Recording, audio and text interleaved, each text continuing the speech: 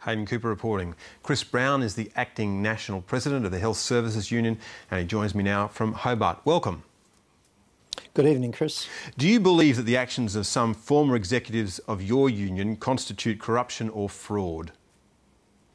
Look, based on the information that I've seen, you'd be hard-pressed not to come to that conclusion. And that's certainly the conclusion that the ACTU came to, but it did so without the benefit of Fair Work Australia's report.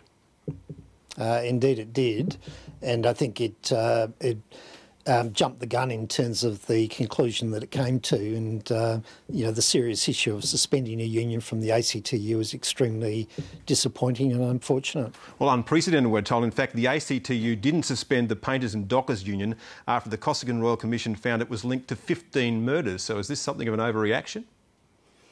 Well, it's a point I made to the ACTU executive today that this is the first time this has ever happened, and unfortunately we haven't been the first union that's been plagued by scandals of this nature, but this is the first time the ACTU decided to suspend a union from the ACTU. So why do you believe it's doing that? Look, I think what the ACTU is attempting to do is send a very strong message to the Australian community generally and to union members right across the country that the union movement doesn't tolerate corruption. And that's a message that I think is a very important message and one that I wholly endorse. But I think the way they've gone about delivering that message by suspending the HSU from the ACTU is the wrong way to go about it. What do you think about the way that Fair Work Australia has conducted itself during the course of this long investigation? Look, we've been extremely frustrated with the amount of time that the investigation has taken. I'm not one of those to subscribe to the fact that there's been interference in that process at all. I don't know why it's taken so long, but we certainly would have liked the whole thing to have been over sooner. The stuff that's happened over the last few days with the summary of the report being handed down and now referred to the DPP, but now the DPP saying that they can't really deal with it, I was just gobsmacked. I think it's absolutely appalling because we've spent all this money. We've been through this whole waiting period, waiting for some answers and waiting for those people who have done any wrongdoing in our union to be brought to account. And it appears that there may be difficulties doing that. But appalling on whose behalf? Of course, the DPP acts on briefs of evidence, and clearly Fair Work Australia would have known this is not a brief of evidence. Yeah, look, and the Act clearly gives Fair Work Australia the ability to do three things in relation to their investigation and their findings. One is essentially to, wrap people over the knuckles or wrap the union over the knuckles for what's happened, refer it to the federal court for a civil prosecution, or refer it to the DPP for possible criminal prosecution, and that's what the Act provides for.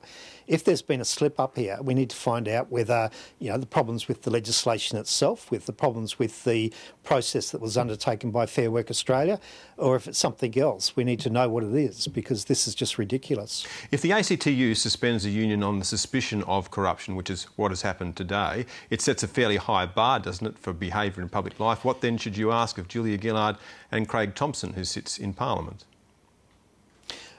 Look, I think anyone, and in particular union leaders, and particularly union leaders that are in charge of members' money, there should be an extremely high bar set for them, because they're in positions of trust, and anyone that betrays that position of trust through fraudulent or corrupt behaviour, my view is that they should be dealt with to the fullest extent by the law. Regarding Julia Gillard and Craig Thompson, I think that's a matter for Julia Gillard and Craig Thompson. Do you believe that most of the matters that Fair Work Australia was looking at revolve around Craig Thompson and his time at Fair Work Australia, time in your union? Look, no, I made the point to the executive today that there's 181 contraventions that were identified in the investigation that Fair Work announced on Tuesday. Of those 181 investigations, 15 of them relate to the union, and they're things like, on 3 occasions between 2002 and 2007, we failed to properly call a meeting in accordance with the rules. So it's those sort of things. There's no suggestion of corruption, and there's certainly no suggestion that we condone corruption. So if there's 15 contraventions against the union, then the remainder are against the 4 individuals that were cited in the media release from Fair Work Australia on Tuesday. Well, there's another report into your union that's being prepared by Intembi QC. Are we to expect that there will be more revelations of misconduct?